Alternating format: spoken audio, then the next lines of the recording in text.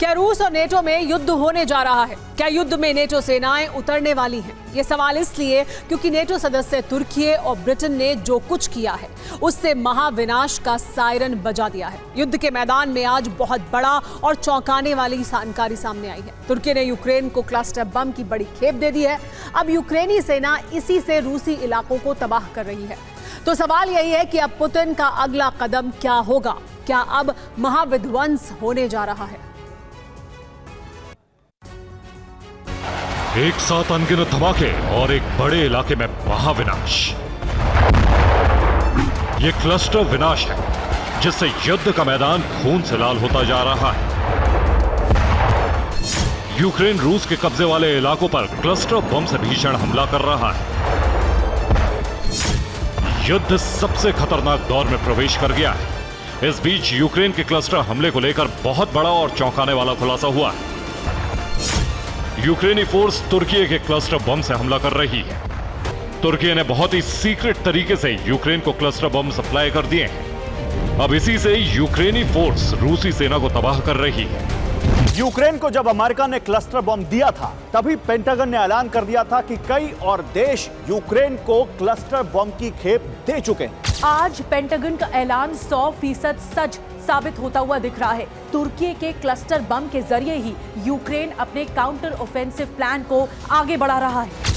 Intelligence एजेंसियों के मुताबिक तुर्की के राष्ट्रपति अर्दोआन ने यूक्रेन को क्लस्टर बम की बहुत बड़ी खेप दे दी। डोनेस्क में तुर्की के क्लस्टर बम से यूक्रेनी फोर्स ने भीषण प्रहार किया। यूक्रेन ने 1 घंटे के अंदर 6 बार क्लस्टर बम से हमला किया। इस हमले से डोनेस्क का बहुत बड़ा इलाका शमशान घाट बन गया।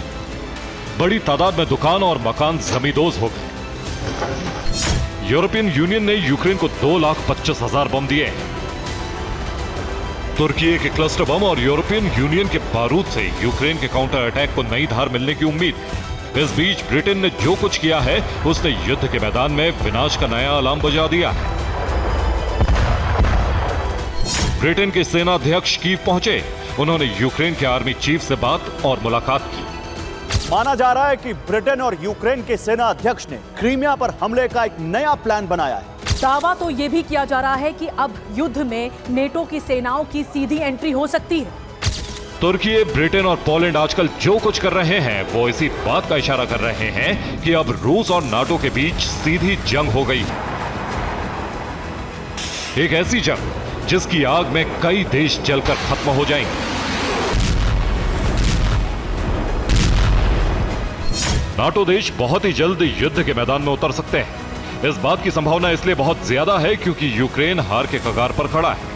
पिछले 1 महीने में रूसी सेना जिस तरह से भीषण हमले कर रही है उससे यूक्रेन तबाह होता जा रहा है। मौजूदा सूरत हाल यह है कि इस वक्त यूक्रेन के पास ना तो जवान है ना ही हथियार। यूक्रेन का एयर डिफेंस पूरी तरह खत्म हो चुका है, लिहाजा वो रूस के हमलों को रोकने में नाकाम साबित हो रहा है।